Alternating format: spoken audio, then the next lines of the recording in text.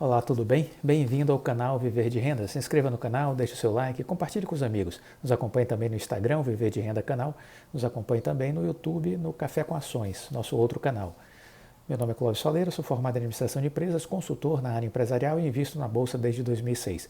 Criei o canal Viver de Renda com o objetivo de compartilhar com vocês as minhas experiências. Aqui eu não faço análise nem recomendações de ações, porque já existem profissionais qualificados em bancos, corretoras, casas de análise fazendo esse trabalho e muito bem.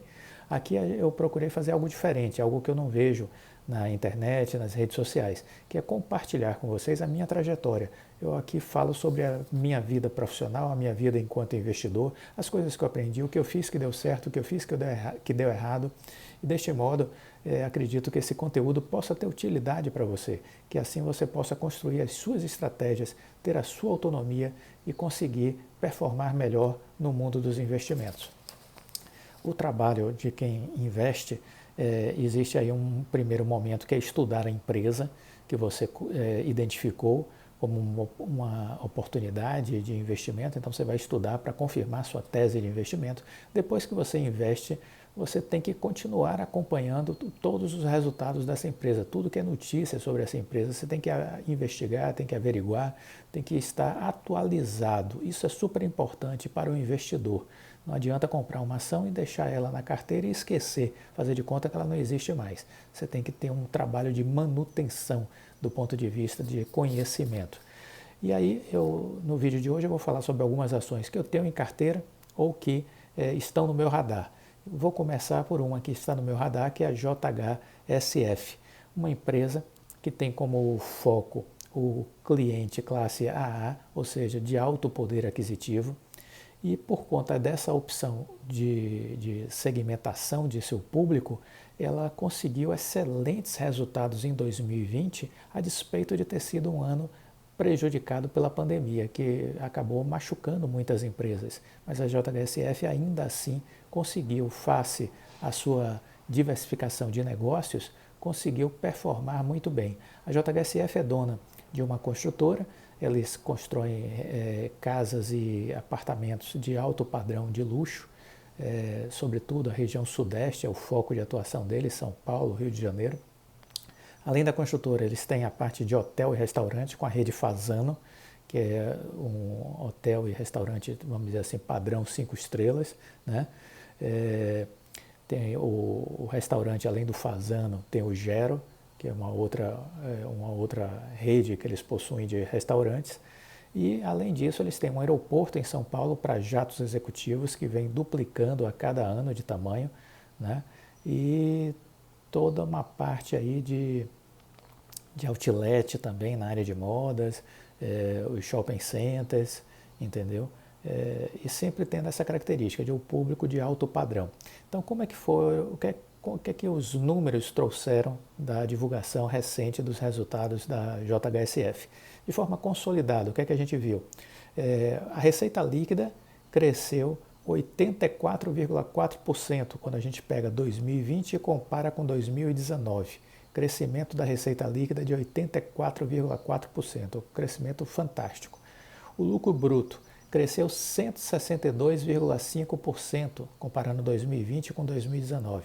162,5% de crescimento no lucro bruto. O EBITDA ajustado cresceu 245% de um ano para o outro, 245%. E o lucro líquido cresceu 98,6%, quer dizer, quase que dobrou o lucro líquido da JHSF. Então, os números vieram fortes e as perspectivas para o ano de 2021 são excelentes, porque isso tudo a gente está falando num momento que foi difícil para muitas empresas, mas que a JHSF surfou uma grande onda de geração de valor para a empresa e para os acionistas, né? A gente entende que a ação está muito, vamos dizer assim, depreciada em relação ao valor da empresa, né? O preço está depreciado em relação ao valor. Acreditamos sim na possibilidade de uma ótima valorização para esse ativo no decorrer dos próximos 12 meses. Estamos buscando um ponto de entrada. ela já fez uma forte correção com essa realização da bolsa. Algumas pessoas que conversam comigo já compraram, já aproveitaram a realização, porque sempre me perguntam qual é o melhor ponto de entrada de uma ação quando tem uma grande correção. Então já houve uma grande correção na bolsa e a empresa, a JHSF, teve uma correção também no seu preço de ação. Então, para mim, ela já deu uma oportunidade. Pode ser que corrija um pouco mais ainda, caso a bolsa resolva ceder e cair até os 104 mil pontos, que é uma possibilidade que eu enxergo. Sim, pode acontecer isso e aí a JHSF ainda ter um preço melhor de entrada. Mas isso não significa que quem já fez a entrada no papel já não pegou um bom preço, considerando a possibilidade de valorização. É uma empresa que está no meu radar, ainda não comprei ela, mas eu já estudo ela desde o ano passado, acompanho ela e acredito sim no seu potencial de valorização no médio e longo prazo. Falamos essa semana sobre a PetroRio, que é uma empresa que eu tenho em minha carteira, e aí teve uma entrevista que me chamou a atenção do Leonardo Rufino, que é da Pacífico Investimentos, né? E aí ele comentou um pouco sobre a empresa. De novembro para cá, vale lembrar que as ações da PetroRio já tiveram uma alta de 168% na bolsa, de novembro para cá, né? Então estamos surfando aí uma grande onda de valorização. E aí, segundo o Rufino, ele disse o seguinte, que grande parte da valorização da empresa se deve à entrada no campo de Wahoo, anunciada em 18 de dezembro. Mas a outra parte se deve à alta do barril de petróleo, que saiu da casa de $40 e está na região aí de 65, já buscando os $70.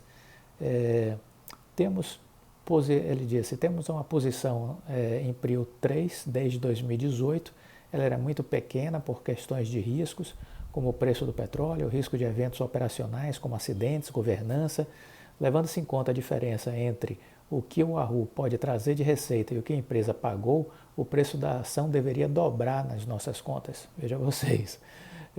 Mas subiu apenas 10% na abertura do mercado no dia seguinte ao anúncio. Ao mesmo tempo, o risco diminuiu, já que a empresa chegou a 4 campos. A oportunidade, portanto, era muito boa e usamos para aumentar nossa posição, que era bem pequena, para 10% do fundo. As empresas que venderam o campo de Wahoo, por que estão vendendo? Não é porque elas não estão enxergando algo que a PetroRio enxerga, mas são questões relacionadas a foco, a estratégia. Veja, por exemplo, a Petrobras, que ela está focando totalmente no pré-sal e se desfazendo de outros negócios, como a refinaria, por exemplo. Outras grandes empresas estão focadas em energias renováveis, por isso esses campos acabam valendo muito mais para a PetroRio pela sua concentração no negócio.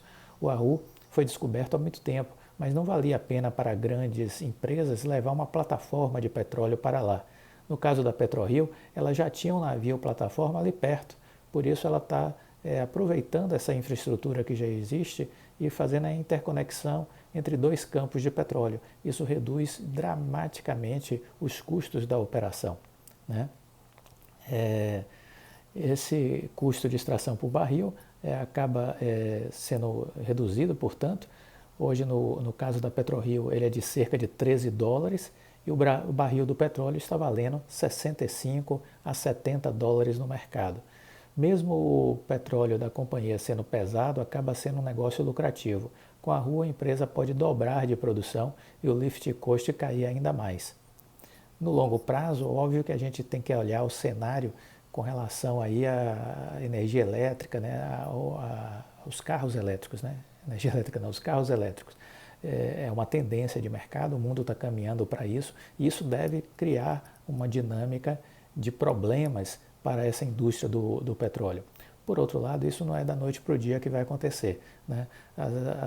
Os grandes mercados na Europa, no Japão, que a gente está vendo, alguns países como o Reino Unido, estão fixando metas de começar a proibir os novos carros utilizar a gasolina como combustível a partir de 2030, 2025, 2030.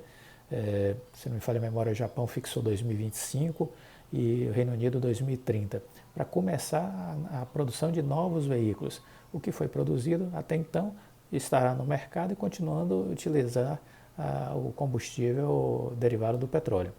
Então, Esse é um ajuste de mercado que tenderá a acontecer no futuro, mas ainda tem muita lenha para queimar nessa indústria do petróleo, não vamos nos iludir quanto a isso. E estamos numa tendência de alta de commodities, o petróleo e o minério de ferro são duas commodities aí que estão em alta. Segundo os analistas, há ainda espaço para a PetroRio crescer em torno de 70% nos próximos anos, né? Nos próximos meses, vamos dizer assim, 70%, tendo em vista que o campo de o Arru pode ainda criar uma geração de valor muito grande. E estejamos atentos que provavelmente a PetroRio vai adquirir o restante da participação de Oahu, que ainda uma parte da empresa, ela comprou 2/3, vamos dizer assim, existe 1/3 na mão de um outro sócio e que provavelmente a PetroRio ainda esse ano vai fazer a movimentação de ter 100% do campo de Oahu.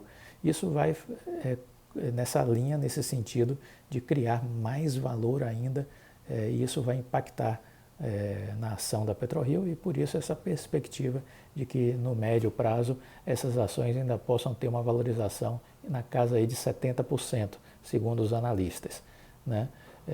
E além disso, o próprio preço do petróleo, que está buscando aí esse patamar de $70, mas isso não significa que vai ser teto.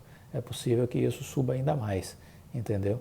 Então, é importante ter em mente essa situação e, no meu caso, que sou investidor em PetroRio, eu procuro estar acompanhando todas as notícias, análises, projeções e é essa dinâmica que você precisa fazer.